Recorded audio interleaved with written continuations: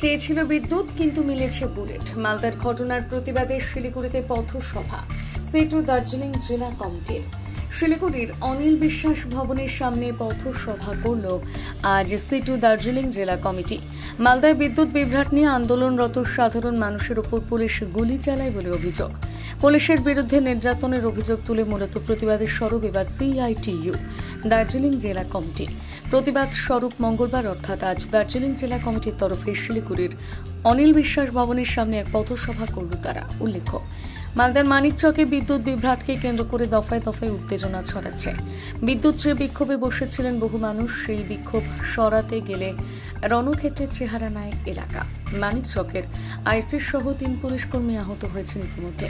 পাশাপাশি আত্মরক্ষায় গুলি চালায় পুলিশ। সেই ঘটনার প্রতিবাদ জানিয়ে মঙ্গলবার অর্থাৎ আজ শিলিগুড়ির অনিল বিশ্বাস ভবনের সামনে সি2 প্রতিবাদ সভা। এদিনের এই সভায় উপস্থিত ছিলেন দার্জিলিং জেলা নেতৃত্ব। আজকে আমাদের আন্দোলন যে কয়েকদিন আগে মালদাতে মানিকচকে যে স্মার্ট মিটারের বিরুদ্ধে বিদ্যুতের আন্দোলনে যে গ্রামবাসীরা মানুষরা সাধারণ মানুষরা আন্দোলন করছিলেন, সেই আন্দোলনে মমতা ব্যানার্জির সরকার পুলিশ প্রশাসন চালিয়ে তাদের উপরে লাঠিচার্জ করে তাদের উপরে গুলি চালায়।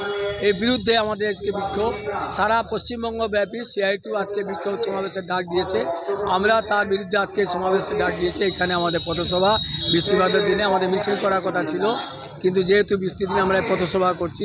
আমরা মনে করছি যে স্মার্ট মিটার সাধারণ মানুষের উপরে একটা বিরাট একটা অর্থনৈতিক বোঝা চাপিয়ে দেবে। কেননা যেভাবে আমাদের এতদিন আমরা অভ্যস্ত ছিলাম যে বিল আসবে, সারা মাস বিল চালাবো, মিটার চালাবো, বিল আসবে, তারপরে কিছু সময় আমরা পেতাম। কিন্তু বর্তমান যে পরিস্থিতি তৈরি হচ্ছে, যখন তখন কেটে দেবে মোবাইলের চার্জের মতো, ইনকামিং যেমন বন্ধ হয়ে যায় তেমনি এটা হবে। এর বিরুদ্ধে আমাদের আন্দোলন। এই আন্দোলনকে আগামী দিনে আমরা সর্বস্তরে নিয়ে যাওয়ার চেষ্টা করব। এর জন্যই আজকে এই পথসভা। আমার নাম মোহন পান্ডা, সিআইটিইউ জেলা প্রেসিডেন্ট।